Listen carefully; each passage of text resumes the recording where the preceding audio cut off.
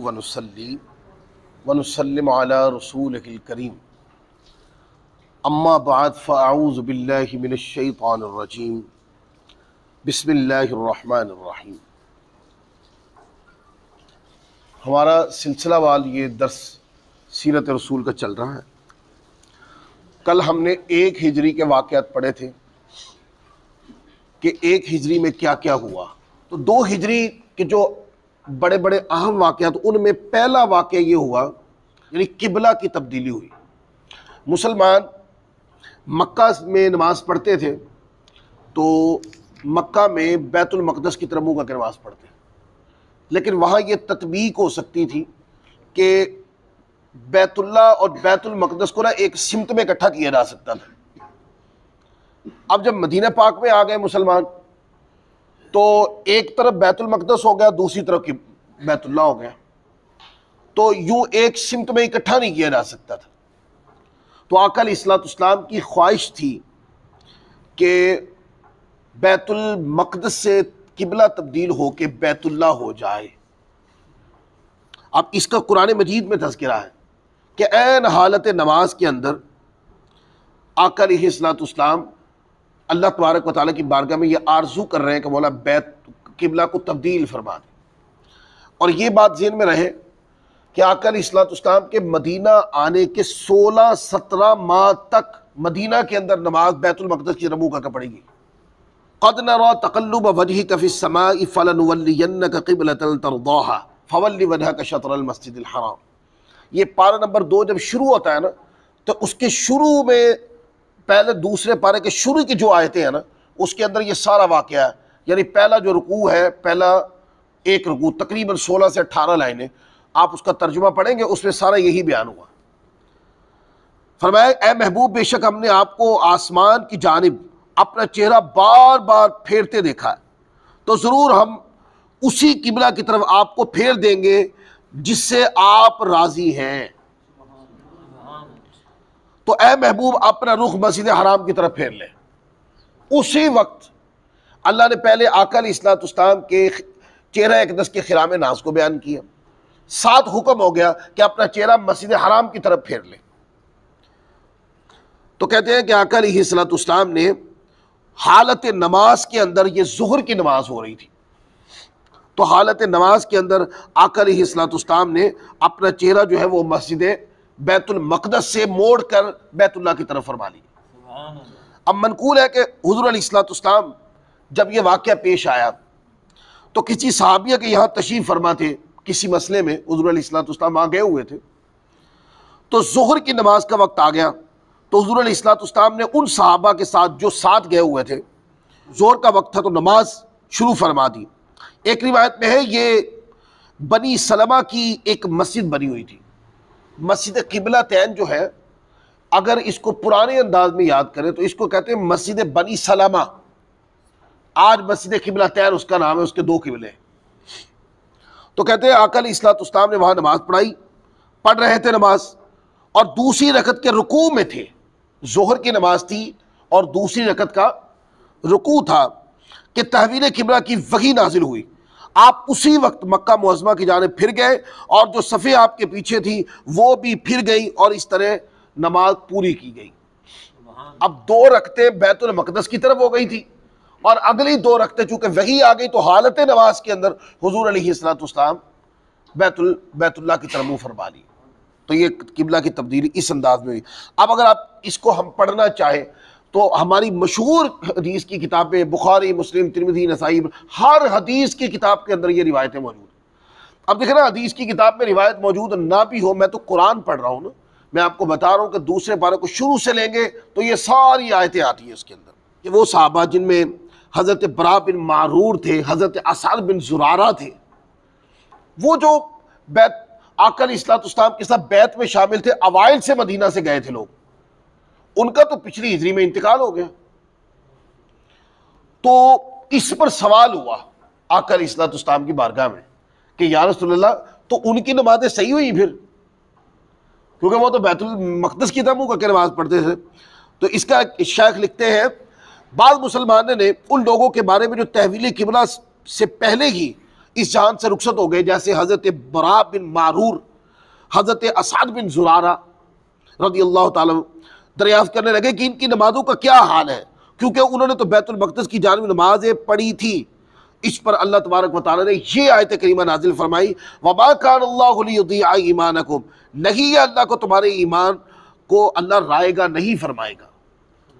अब उलमा ने फरमाया ईमान से मुराद नमाज है, यानी अल्लाह तुम्हारी नमाजों को राएगा नहीं फरमाए।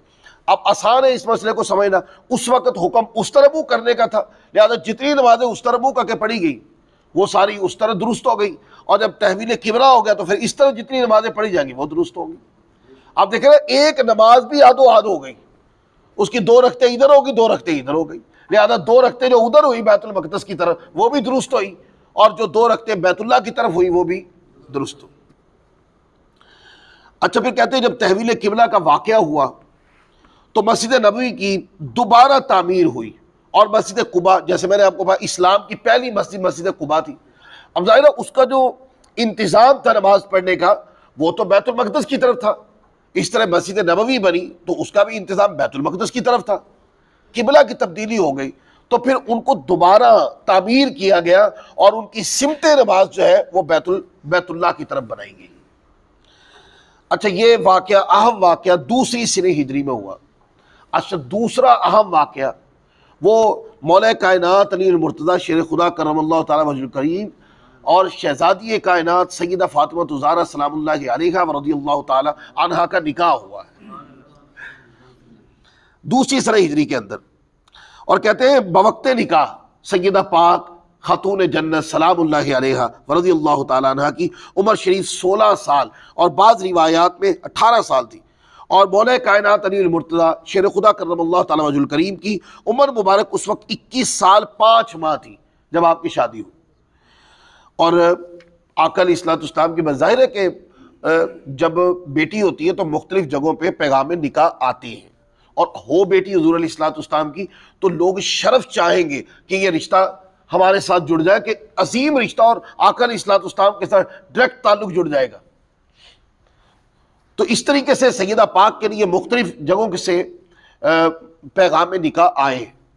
हुज़ूर अलैहिस्सलाम ने उसके ऊपर सुकूत फरमाया।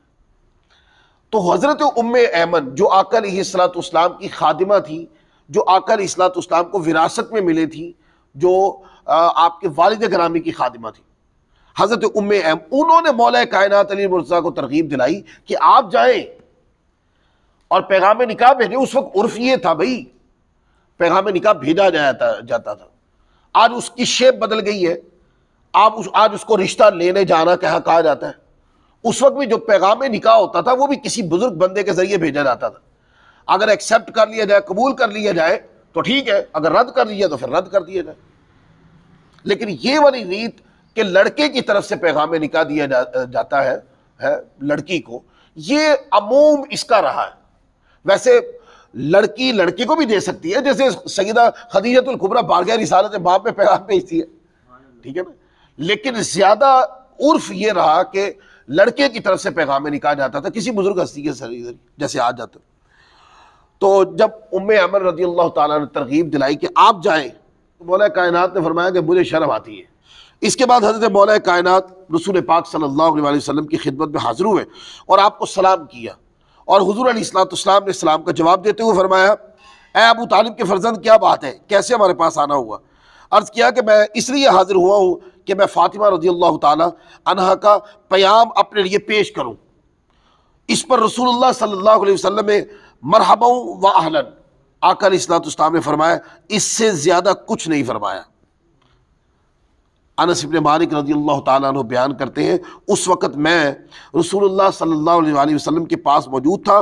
उस वक्त आका अलैहिस्सलाम की तबीयत मुबारका में ऐसी कैफियत बन गई जो वही के वक्त होती है। तो आका अलैहिस्सलाम इस इस्तिग़राक़ में, कैफियत में ये इस्तिग़राक़ बन गया। इसके बाद जब वो कैफियत दूर हुई तो हुज़ूर अलैहिस्सलाम अपने हाल मुबारक में आए, फरमाया, ए अनस, रब्बे अर्श के पास से मेरे हुजूर जिब्राइल अमीन आए और कहा कि हक़ ताला इरशाद फरमाता है कि सय्यदा फ़ातिमा ज़हरा का निकाह अली मुर्तज़ा रज़ियल्लाहु तआला के साथ कर दो।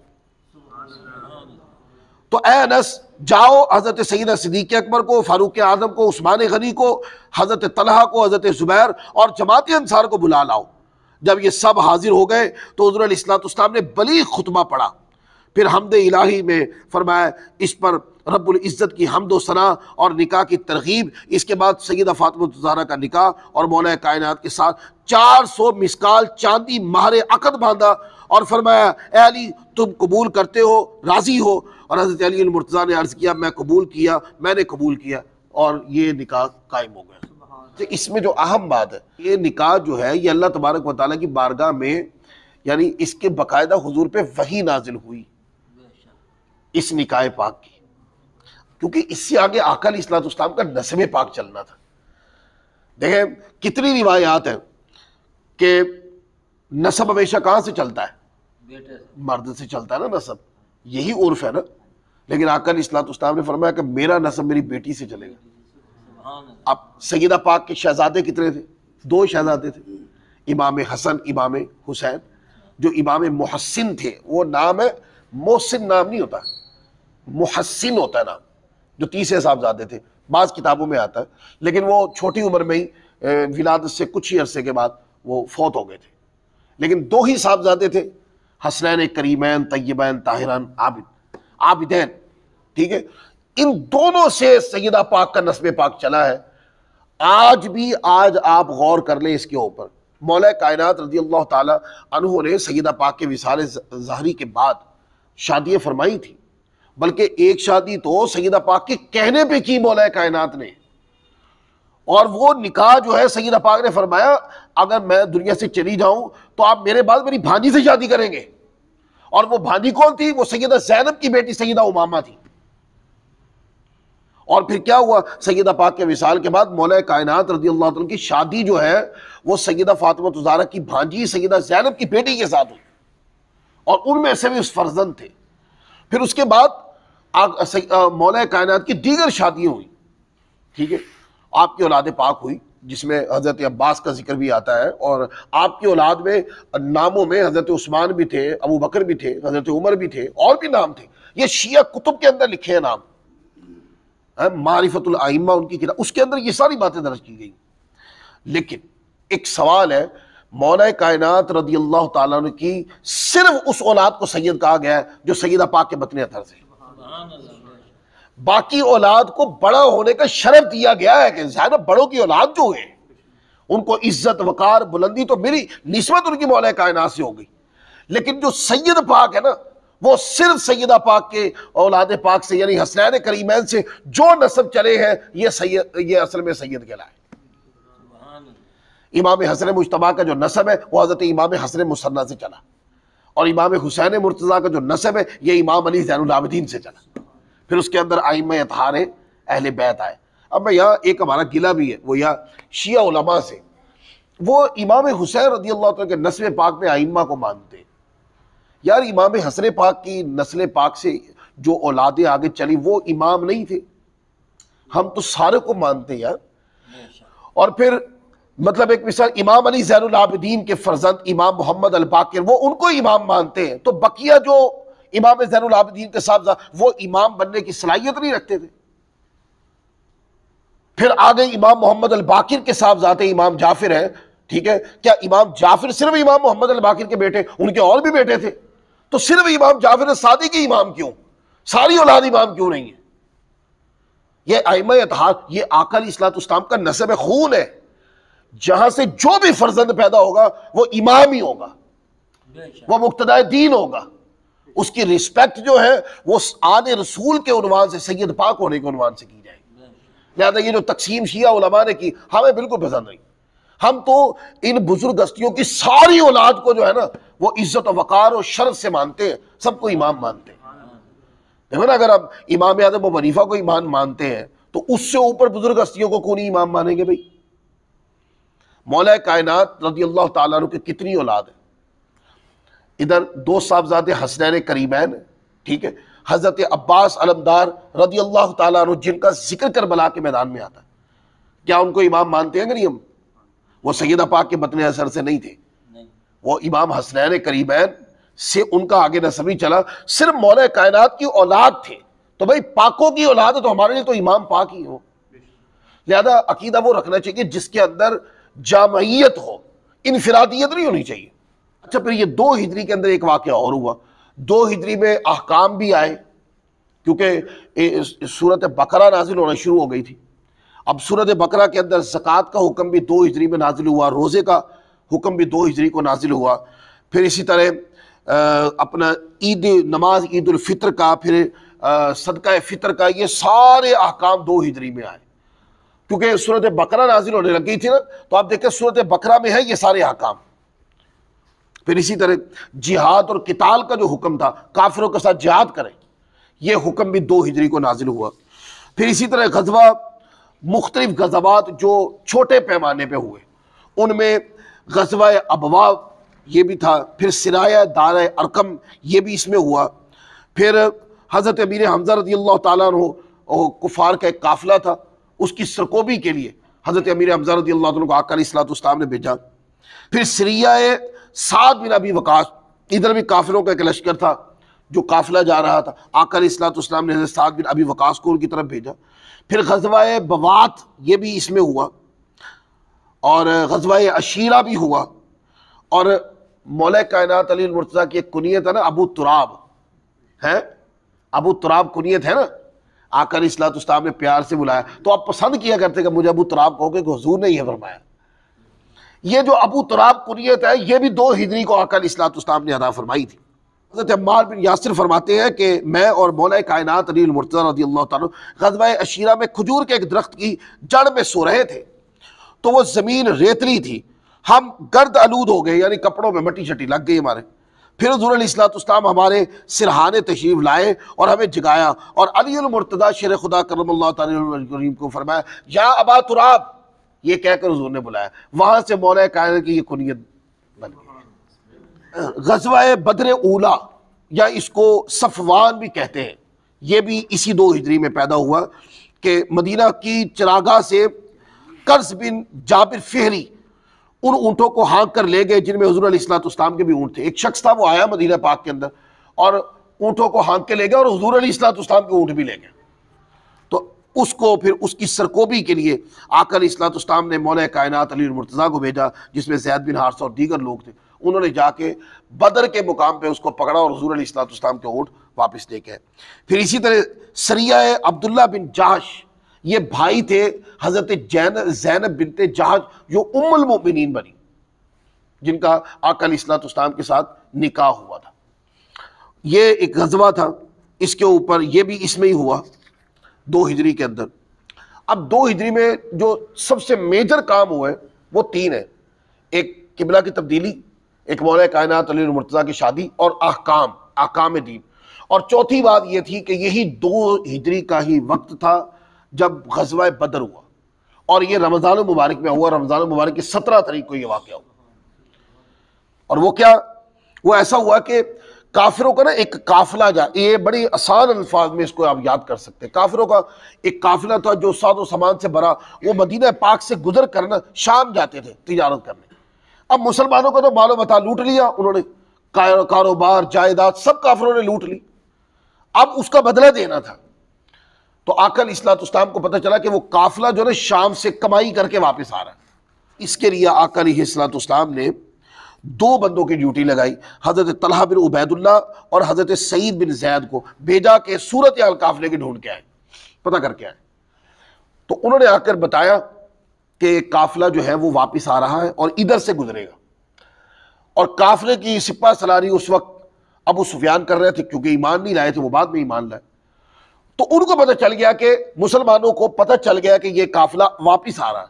तो उन्होंने क्या किया, उसका रास्ता चेंज कर दिया, और वो जो मदीना पाक से गुजरना था वो काफिला, उसको समंदर के किनारे किनारे ले गए, और पीछे काफिरों को मक्का के अंदर पैगाम भेज दिया कि ताकत के साथ आओ। मुसलमान जो है ना वो काफिले पे हमला करने लगे।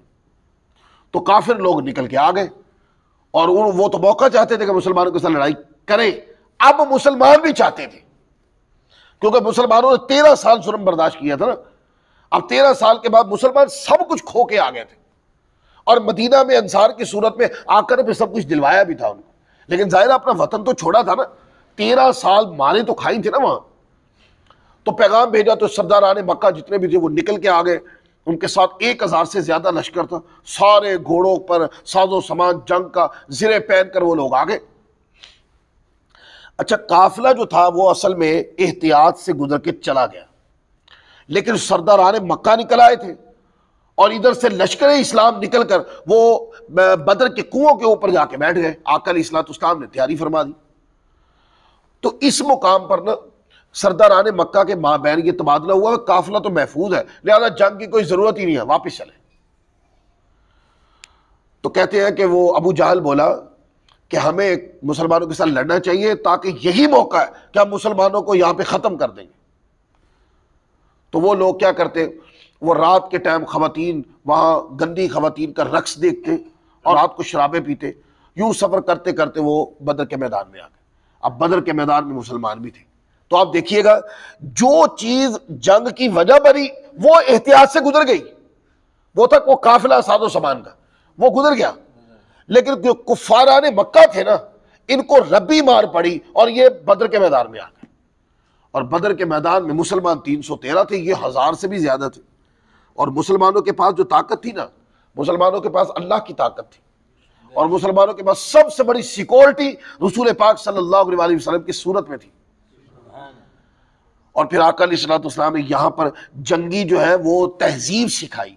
फरमाया कि हज़रत बिलाल हबशी रज़ियल्लाहु अन्हु को सिखा के भेजा कि जाकर लश्कर में ये ऐलान करें कि वहाँ जंग लड़ने वाले जो है वो खेतों को ख़राब नहीं करेंगे, वो बच्चों को नहीं मारेंगे, जो रास्ते में घर है ये उनको ख़राब नहीं करेंगे, हम सिर्फ उनको मारेंगे जो हमें मारेंगे। और मुसलमान लोग आ गए, काफिर भी आ गए, और ये जंग हुई वहाँ। और इस जंग में जब आमना सामना हुआ तो जाहिर है कि जो जंग लड़ने आए थे काफिर और जिन मुसलमानों के साथ जंग लड़नी थी, ये सारे इनमें रिश्तेदारियां थी। मतलब एक मिसाल, उधर उतबा खड़ा था, इधर हजरत हुज़ैफा खड़े थे, वो उतबा के बेटे थे।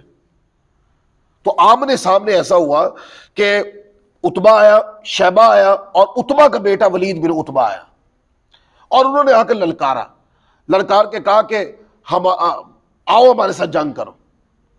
तो इधर से आका अलैहिस्सलाम ने 3 जानिसार भेजे, उनमें अंसार के लोग भी थे। तो उतबा कहने लगा कि तुम कौन हो, जाओ अपने नबी से कहो कि हमारे कुफ बराबर के लोग भेजे। अब बराबर के लोग पता कौन से आए, फिर बराबर के लोग आए। आका अलैहिस्सलाम ने हजरत अबू उबैदा को भेजा, उनकी उम्र ज्यादा थी, 80 साल के करीब उनकी उम्र थी, वो शाबा के मुकाबले में आए। और हजरत अमीर हमजा उतबा के मुकाबले में आए, और वलीद बिन उतबा के मुकाबले में मौले कायनात की जुल्फकार हैदरी आई। ये जंग हुई। तो कहते हैं कि ये जंग, ये तो यूं समझे कि पहले ही वार के अंदर वो जो वलीद बिन उतबा मौले कायनात की तलवार से दोज़ख में गया, और हजरत अमीर हमजा वो तो शाजोर थे, वो तो जंगजू थे, उन्होंने उतबा को कत्ल कर दिया। अबू उबैदा जो थे, इनकी और शैबा की आपस में जंग हुई, लड़ाई हुई, हत्ता कि इन्होंने शैबा को कत्ल कर दिया, लेकिन इनको भी तलवार लग गई। कहते हैं कि जब इनको वहां से उठाकर हुजूर की बारगाह में लाया गया तो उन्होंने कहा या रसूलल्लाह मैं शहीद हूं, क्योंकि मेरी जान नहीं निकली वहां। तो हुजूर क्या मैं मैं दुनिया से चला जाऊं तो मैं शहीद होऊंगा?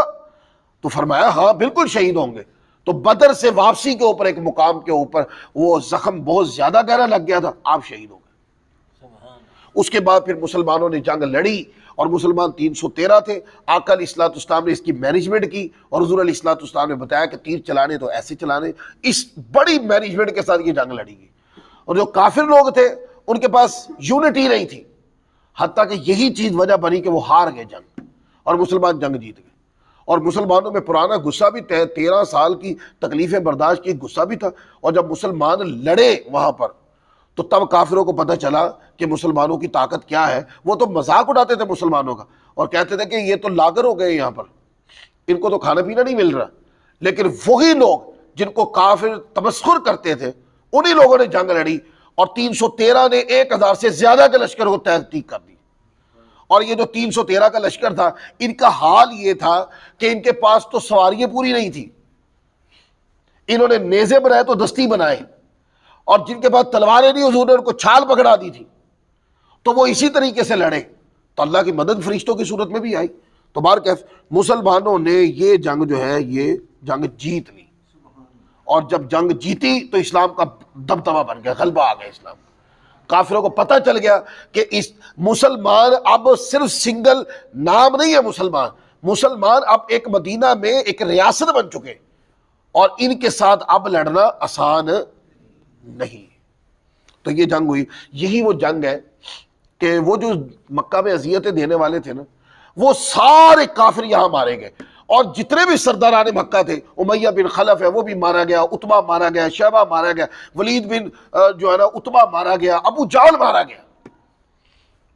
और अबू जहल को हजरत मुआज बिन मुअव्विस इन दोनों ने कत्ल किए, और आकर इस्लाम की बारगाह में या के अर्ज की, या रसूलल्लाह, वो जो गालियां देता था उनको आपने कत्ल कर दिए। तो आकर इस्लाम ने फरमाया कि अपनी तलवार दिखाओ। तो दोनों भाई थे, तो वो कहते थे कि मैंने कत्ल किया, दूसरा कहता नहीं मैंने। हुजूर ने फरमाया कि तलवारें दिखो। जब तलवार दिखाई तो फरमाया तुम दोनों ने कत्ल किया। यही वो जंग थी कि आकर कल होनी है जंग। अब बुखारी मुस्लिम उठा लें, आकर इस्लाम जंग होने से एक दिन पहले हुजूर अलैहिस्सलाम बता रहे हैं, सहाबा किराम कहते हैं हम बदर के जो ग्राउंड था, बदर का मैदान था, उसके अंदर हुजूर चहलकदमी फरमा रहे थे, और आकर इस्लाम या उंगली से या छड़ी के साथ हुजूर निशानात लगा रहे थे, और फरमाया कि हाजा मसराउ फलान गदन, हाजा मसराउ फलान गदन, कल फला काफिर मर के यहां गिरेगा।